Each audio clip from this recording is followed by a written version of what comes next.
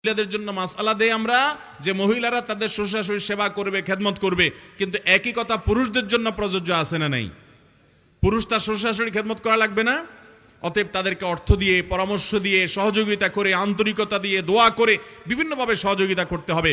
কারণ তাদের মেয়ের সাথে আপনি সংসার করছেন, তাদের অবদান আপনার প্রতি আছে, কৃতজ্ঞতা আদায় করতে হবে।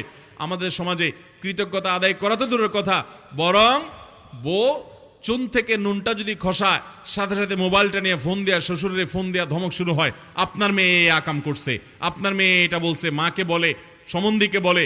এরকম অনেক স্বামী আছে না নাই? ভাইরা আমার, স্বামী স্ত্রীর মধ্যকার যদি কোনো সমস্যা হয়, নিজেরা সলভ করার চেষ্টা করতে হবে, নিজেরা সমাধান করার চেষ্টা করতে হবে। না হলে অন্যদের সহযোগিতা আপনি নেবেন, সেটাও কোরআনে বলা আছে। কিন্তু মনে রাখবেন, কথায় কথায় বাপ মাকে টেনে এনে তাদেরকে কষ্ট দিয়ে আঘাত দেওয়াটা জায়েজ নাই। আল্লাহ আপনাকে যখন একটা মেয়ে দিবে, এই মেয়েটা মানুষ হিসাবে ভুল হতে পারে কি পারে না? ভুল হতে পারে কি পারে না? এই ভুলের কারণে আপনার জামাই যদি আপনাকে ফোন করে এরকম তার নামে বিচার দেয়, কলিজাটা যে তখন কিরকম লাগবে তখন বুঝতে পারবেন। এজন্য আল্লাহর ওয়াস্তে এই ছোট লোকিটা আমরা করব। আপনি কিছু হলে শ্বশুর শাশুড়িকে আঘাত করা শুরু করবেন, এটা উচিত না।